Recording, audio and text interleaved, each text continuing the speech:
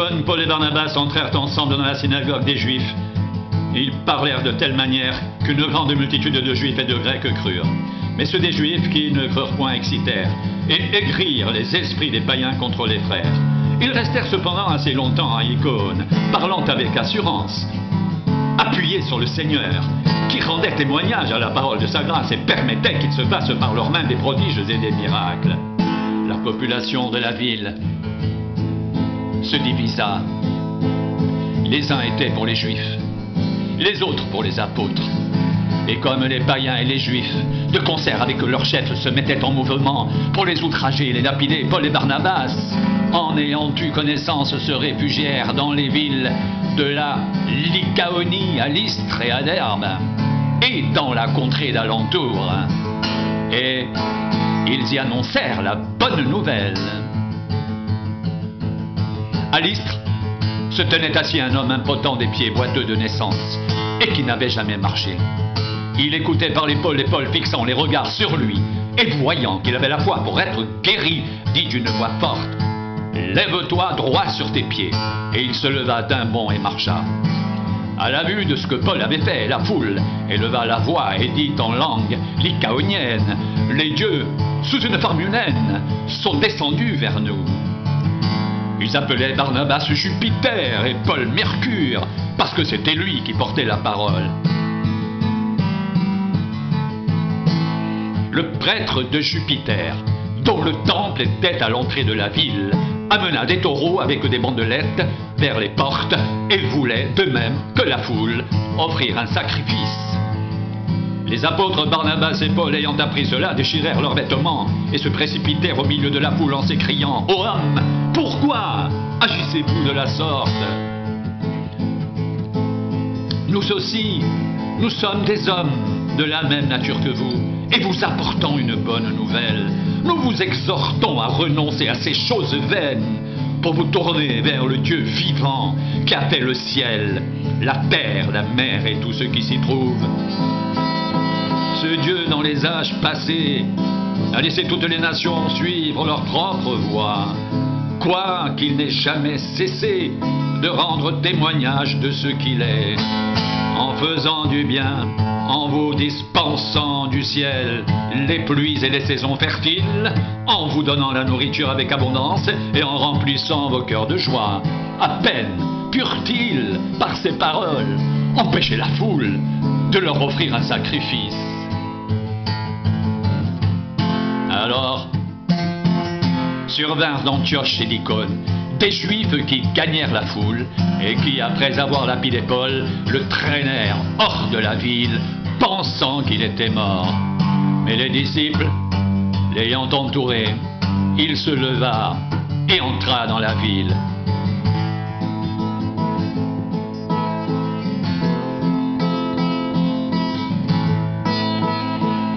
Le lendemain, il partit pour Derbe avec Barnabas. Quand ils eurent évangélisé cette ville et fait un certain nombre de disciples, ils retournèrent à Lystre, à Icône et à Antioche, fortifiant l'esprit des disciples, les exhortant à persévérer dans la foi et disant que c'est par beaucoup de tribulations qu'il nous faut entrer dans le royaume de Dieu. Ils désignèrent des anciens dans chaque église et après avoir prié et jeûné, ils les recommandèrent au Seigneur en qui ils avaient cru.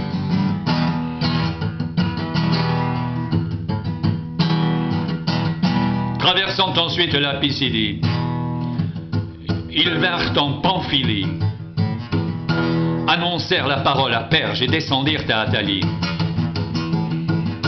De là, ils s'embarquèrent pour Antioche, d'où ils avaient été recommandés à la grâce de Dieu pour l'œuvre qu'ils venaient d'accomplir. Après leur arrivée, ils convoquèrent l'Église et ils racontèrent tout ce que Dieu avait fait avec eux et comment il avait ouvert aux nations la porte de la foi. Et ils demeurèrent assez longtemps avec les disciples.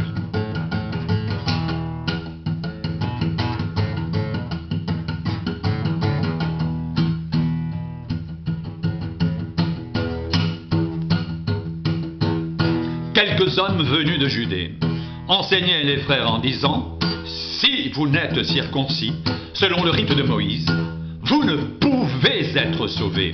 Paul et Barnabas eurent avec eux un débat et une vive discussion, et les frères décidèrent que Paul et Barnabas et quelques-uns des leurs monteraient à Jérusalem vers les apôtres et les anciens pour traiter cette question.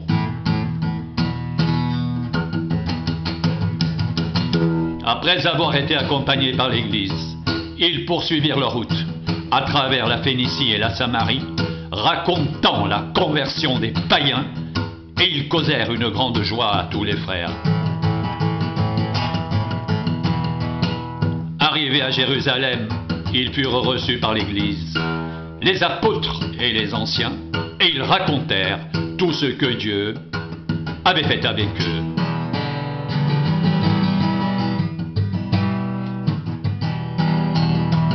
Alors, quelques-uns du parti des pharisiens, qui avaient cru, se levèrent en disant qu'il fallait circoncire les païens et exiger l'observation de la loi de Moïse. Les apôtres et les anciens se réunirent pour examiner cette affaire.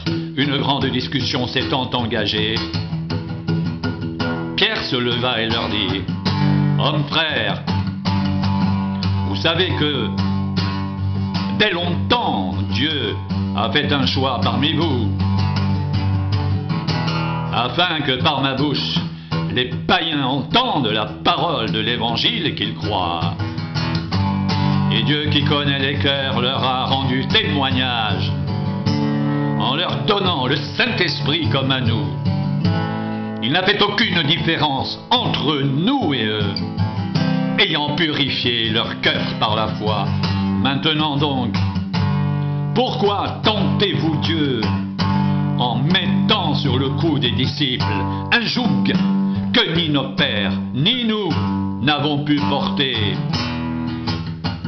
Mais c'est par la grâce du Seigneur Jésus que nous croyons être sauvés, de la même manière qu'eux. »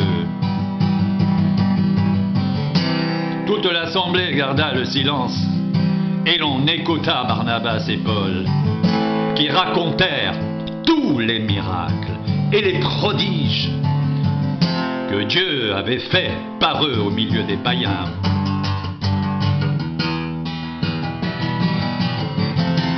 Lorsqu'ils eurent cessé de parler, Jacques prit la parole et dit: « Hommes frères, écoutez-moi. Simon a raconté comment Dieu a d'abord jeté les regards sur les nations pour choisir du milieu d'elles un peuple qui porte son nom.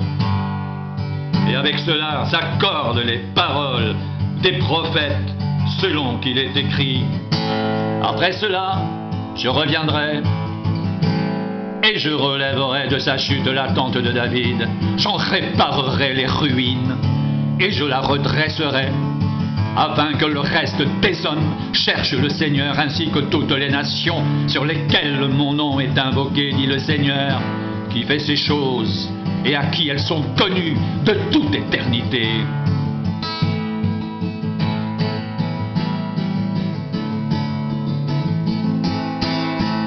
C'est pourquoi je suis d'avis qu'on ne crée pas de difficulté à ceux des païens qui se convertissent à Dieu, mais qu'on leur écrive de s'abstenir des souillures des idoles, de la débauche, des animaux étouffés et du sang, car depuis bien des générations Moïse a dans chaque ville des gens qui le prêchent, puisqu'on le lit tous les jours de sabbat dans les synagogues.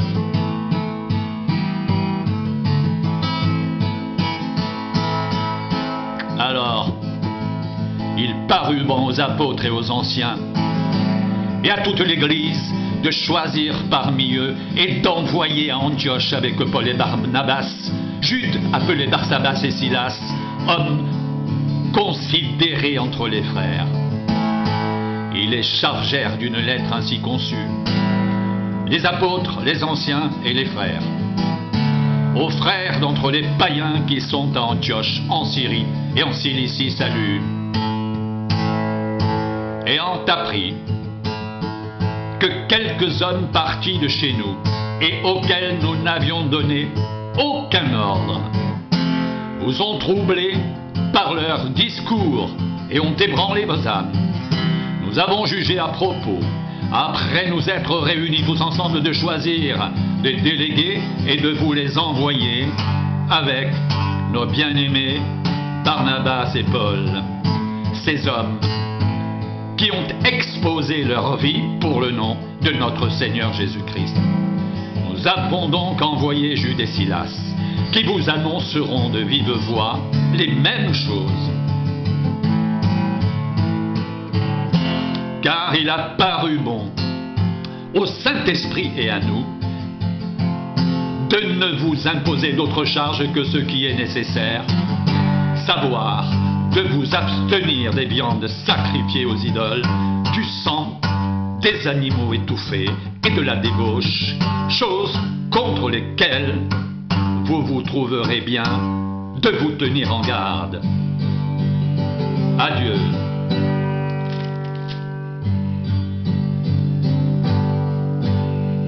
Eux donc, ayant pris congé de l'Église, allèrent dans Antioche, où ils remirent la lettre à la multitude assemblée.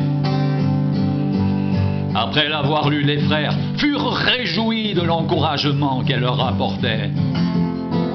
Jude et Silas, qui étaient eux-mêmes prophètes, les exhortèrent et les fortifièrent par plusieurs discours. Au bout de quelque temps, les frères les laissèrent en paix retourner vers ceux qui les avaient envoyés. Toutefois, Silas trouva bon de rester. Paul et Barnabas demeurèrent à Antioche, enseignant et annonçant avec plusieurs autres la bonne nouvelle de la parole du Seigneur. Quelques jours s'écoulèrent, après lesquels Paul dit à Barnabas: « Retournons voir les frères dans toutes les villes où nous avons annoncé la parole du Seigneur, pour voir en quel état ils sont. »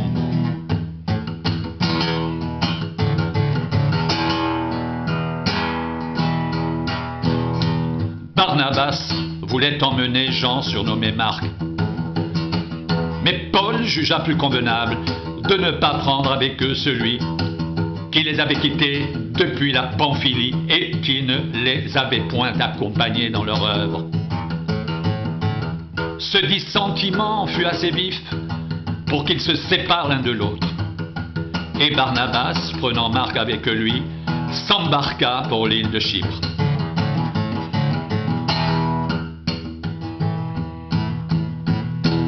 Paul choisit Silas et partit recommandé par les frères à la grâce du Seigneur. Il parcourut la Syrie et la Cilicie, fortifiant les églises.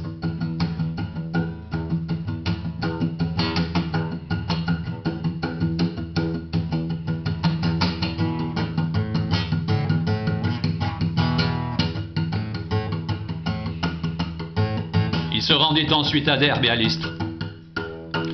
Et voici, il y avait là un disciple nommé Timothée, fils d'une femme juive fidèle et d'un père grec. Les frères de Lystre et d'Icône rendaient de lui un bon témoignage. Paul voulut l'amener avec lui et l'ayant pris, le circoncit à cause des Juifs qui étaient dans ces lieux-là, car tous savaient que son père était grec. En passant par les villes, il recommandait aux frères d'observer les décisions des apôtres et des anciens de Jérusalem. Les églises se fortifiaient dans la foi et augmentaient en nombre de jour en jour.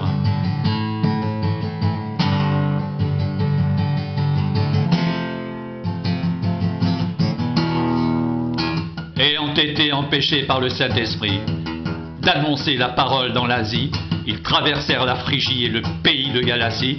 Arrivés près de la Mysie, ils se disposaient à entrer en Bithynie, mais l'Esprit de Jésus ne le leur permit pas. Ils franchirent alors la Mysie et descendirent à Troas. Pendant la nuit, Paul eut une vision, un Macédonien lui apparut et lui fit cette prière: « Passe en Macédoine, secours-nous !»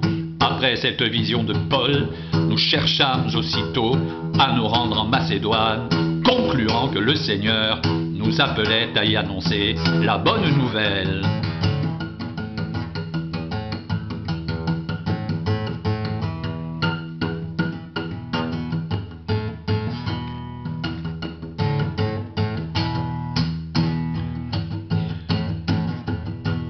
En passant par les villes, il recommandait aux frères d'observer les décisions des apôtres et des anciens de Jérusalem. Les églises se fortifiaient dans la foi et augmentaient en nombre de jour en jour, ayant été empêchées par le Saint-Esprit d'annoncer la parole dans l'Asie. Ils traversèrent la Phrygie et le pays de Galatie. Arrivés près de la Mysie, ils se disposaient à entrer en Bithynie, mais l'Esprit de Jésus ne le leur permit pas. Ils franchirent alors la Mysie et descendirent à Troas.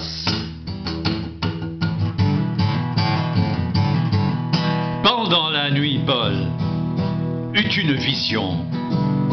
Un Macédonien lui apparut et lui fit cette prière: « Passe en Macédoine, secours-nous !»